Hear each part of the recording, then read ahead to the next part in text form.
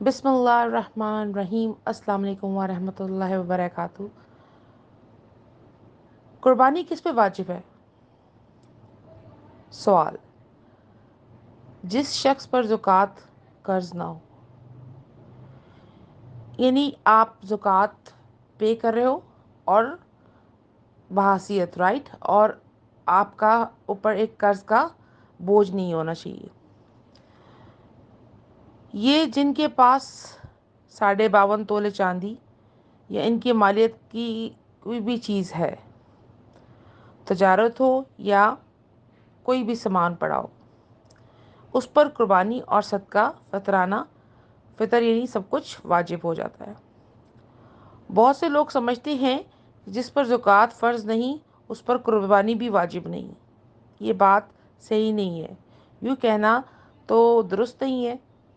जिस पर ज़कात मतलब फ़र्ज़ है उस पर कुर्बानी भी वाजिब है, लेकिन ये कहना सही है कि जिस पर भी ज़कात फ़र्ज़ नहीं है पर उस पर कुर्बानी भी वाजिब नहीं है, क्योंकि इससे ऐसे लोग भी होते हैं जिन पर ज़कात फ़र्ज़ नहीं होती, इसलिए कि उनके पास सोना चांदी या माल तजारत और नकदी यानी कुछ नहीं होता।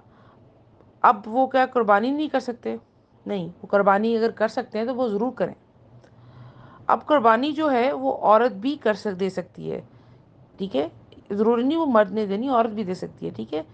तो कोशिश करें कि हम सब मिलके इस फ़र्ज़ को अदा करें और कोशिश करें कि कुर्बानी अगर हम पे देखें, पहले तो आप अपने सराउंडिंग में चेक करें कि हम किसी कर्ज़ के अंदर अगर कोई बंदा मुब्तला है तो उस पे कोई तोहमत ना लगाएं कि कुर्बानी नहीं दे रहा, ये तो साहब हैसियत है, अच्छा बड़ा घर है, क्या पता वो कर्ज़ के बोझ में बहुत ज़्यादा हो। तो एक दूसरी बात ये कि हो सकता है कि उस पर सब कुछ हो लेकिन उसके पास इस्तात ना हो कि वो कुर्बानी ख़रीद सके। सो हम सब इसका फ़र्ज़ ये है कि जो कुर्बानी कर रहा है वो दूसरे बंदे के साथ भी मिल बाँटे। कुर्बानी का मतलब ही ये है कि एक दूसरे के साथ बाँट के खाएं और दूसरों को भी खिलाएं। इसीलिए तो कुर्बानी के हिस्सों में भी अल्लाह तबारक व तआला ने एक बाँट रख दी है। तो अल्लाह तबारक व तआला सबको कुर्बानी करने और कुर्बानी का पूरे हक़ अदा करने की तौफ़ीक अता फ़रमाए। आमीन अल्लाहुम्मा आमीन।